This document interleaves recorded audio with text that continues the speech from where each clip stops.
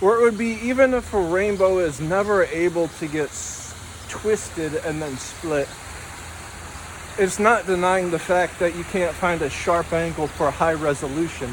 In diagonals, they're always the cutting edge of a high-res shot because it's using its backdrop as an embankment from either end. This would be the case in what high-res is. On a camera, it's programmed to capture light, and when it doesn't do that service, is on like a screen on a camera would start blinking, even though it's not blinking in real life.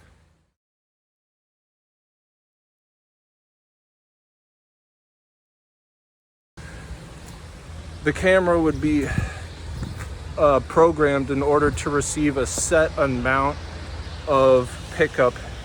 And when this is in a microphone, it's where the pickup would be not acclimated to the back feed. And then you hear a loud screech whenever a microphone has a pickup with too much back feed. It sounds like a siren. The same attribute is resembled on a camera if it's put onto a screen and the screen starts blinking. There's too much back feed in the up back feed for the up. Put down. I backed the badge. More importantly, what's your name? Matt. If there was a quarantine mandate, would you enforce it? I'm private security. I'm not police. Well, you're wearing a badge of honor, and I thank you at that. But you are not a policeman. I am not, no. We're doing a private event, so they hired private security. Yeah, I'm like half broken in between a rock and a hard place. Well, what's that hat you're wearing? There's a Velcro on top. Was there missing something? There is. Usually I have a security patch. Now, you would be remiss if you were showing up at a block party and someone were to say, this is the house party, because the house was on the corner and the corner was considered a block more than anything else on it. Or if you would show up at a house party and they would say, house? This isn't a house party, this is a bridge party. It achieves a parabola from half at that. At any point in time, if it would make a deviation and split into a twist, capitalizing the S-curve's midpoint while retaining its parabolic state, who the hell knows would it encumber? But if it were playing the edges, it would have to be using the event horizon at best. This is part of an explaining how much of a bridge can be seen as a top of a house. If it's what's under the bridge is a vast area of vacancy, how would you know any better if it actually is the construct of a bridge? The more fantastic things under a bridge, like cages, would be more the argument that it actually is a bridge, seeing as you can't see underwater from on top of a bridge. Ergo, if there were cages underneath a vacant structure, you're on top of it, might as well be a bridge indeed. This is the argument of adjuvant, of how much of it adding in makes for the main product to be of something more than what it actually is. And all the more reason for beating around the bush to be glorified. And touching upon adjuvant, if you don't know what this is, it's a byproduct in order to make the main product stand up for all that it's worth. The more that you add in adjuvant is an argument for the stronger the main basis product, the medium, would have a higher grade as.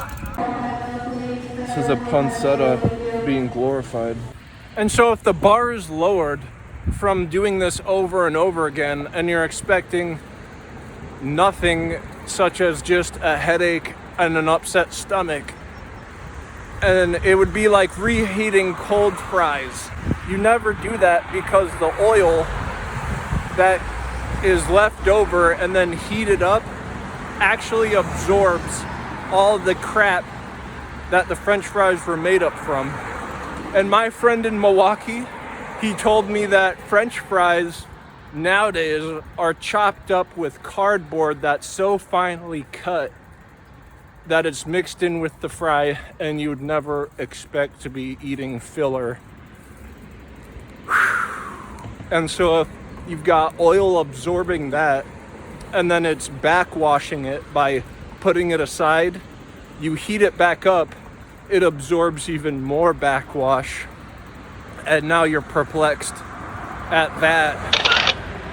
But your tolerance for this backwash is built up the more that your fat is an absorbent of this crud. Your fat cells absorb crud, and that's how you built up a tolerance for stuff as radical as what was just laid out. And that's the example of real time. And securing the bag using an inverse square law, where you keep everything at a distance, but then you make your product be as nitpick as shoulder lengths apart. So I had a dream last night that there was a rainbow and it was in the distance, and in the horizon it kept low to it, but more importantly it started twisting, and as it twists, each of the bows got separated. Alright, Marcus, when each of the bows got twist, they were deviating further from the original one that you would see having none of it twisting or splitting apart from it. And that's important because in stock exchanges, if you can have a sure bet, something as crazy as a twist and a deviation would never happen. It's playing both ends and then crescendoing any obstructions in the middle as a merge sort in computer science, whereas seen as bifurcating in mathematics or in real time would just be low-ending a high ball and swinging for the fences every time, but every time you miss while swinging for the fences, you don't market it, and so it goes undercover as you had never tried swinging for the fences. I have a friend, and he knows like enough to say that if you go into a place that's haunted, sometimes those things will carry in and follow you back to your place, especially if you're being really invasive. And if you don't think that's real, that's perfectly fine. Just think of it as being window dressing. But if you've got a window that is the size of an entire country and you're able to close the blinds and move it in anywhere around the country, that window would be known as an Overton window. And it's just a spectacle of a supply chain being wrangled at the top, shaken back and forth. We're at the bottom of a receiving end, you know, where minimum wages are. The effect cannot even be seen, but yet it would be part of the recoil. This is what is called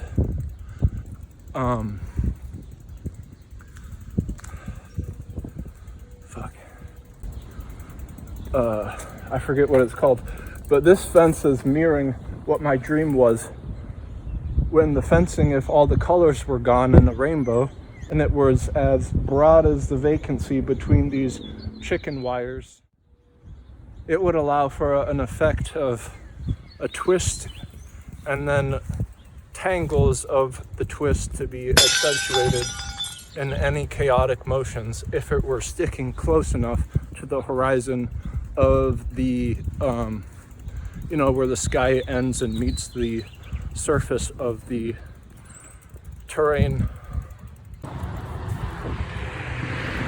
Rainbow, and the decryption would be between the edges are what found when, if you were to go away from this sign and make it at a longer distance, it would be more and more smooth, looking just as though bars instead of letters.